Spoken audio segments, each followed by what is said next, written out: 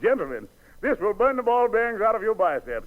With Violet Burnside taking off on her tenor sax, here are the sweethearts of rhythm and sweet Georgia Brown.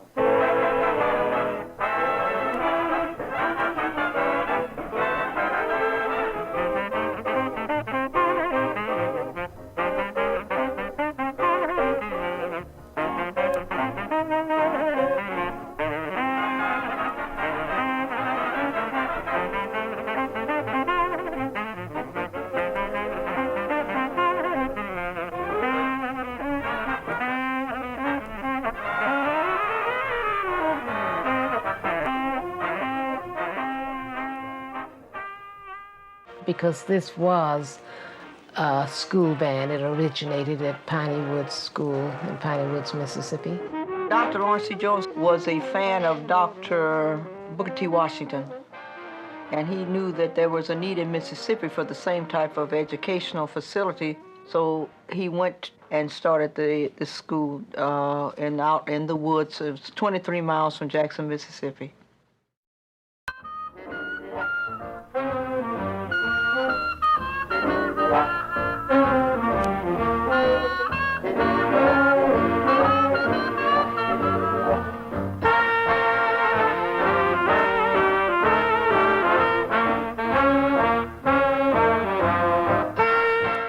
Before we left the school, Mr. Dan Gary and Al Day started booking the band into places other than schools and churches and armories. We started playing theaters and nightclubs and whatnot.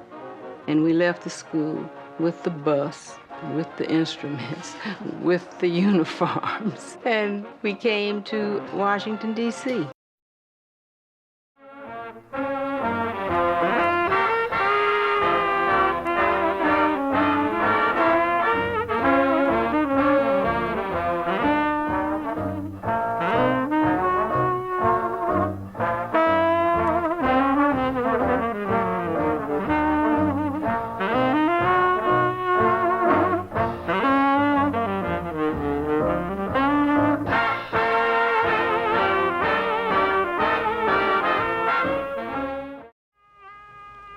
We had these white girls that was traveling with us. We had about 3 or 4, and they would paint their faces dark in order to play, you know, so the police wouldn't come and take them off the stand or they wouldn't be arrested.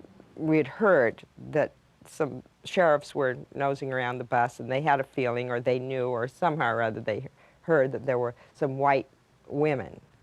We had to slip them out of the back door of the bus before the police came to search the bus to see if we had white girls in there, see? So we put them in a black cab. On my left are the Sweethearts of Rhythm, one of America's top all-girl bands, directed by Anna Mae Winburn. Jack, they are ready. And on my right, our own Armed Force Radio Orchestra, solid singers from the finest bands in the land. Jack, they can't wait. Are you ready, boys? Yeah! Are you ready, girls? Gentlemen of the Righteous Jive, we give you Jubilee's Philharmonic and Double Symphonic version of Count Basie's 1 O'Clock Jump.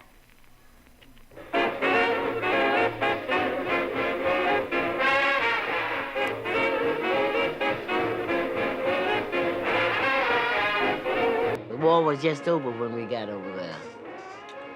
And we traveled all over Germany, France, Belgium. The things that we saw, we stayed in Germany 6 months. I couldn't have paid to my own way in Germany for 6 months. Well, Germany was tore up completely, parts of it. We played the largest cities. We played on what was left of the Nuremberg Opera House.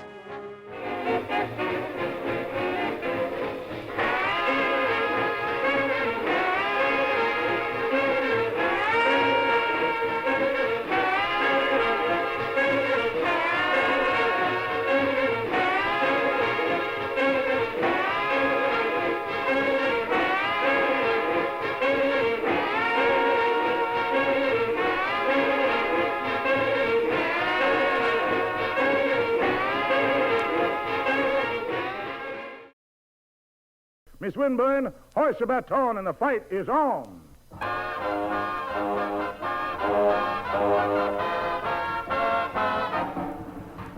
I had been directing a professional male orchestra. And of course, the draft board had taken a lot of my men. And when I first joined the International Sweethearts, I said, what a bunch of cute little girls, but I don't know whether I could get along with that many women or not.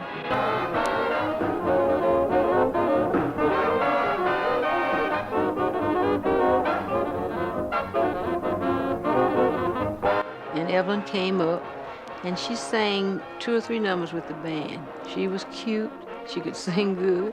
And Mrs. Jones went over to Evelyn's mother and asked her, and you might not believe this, but Evelyn left town with us that night and joined our band.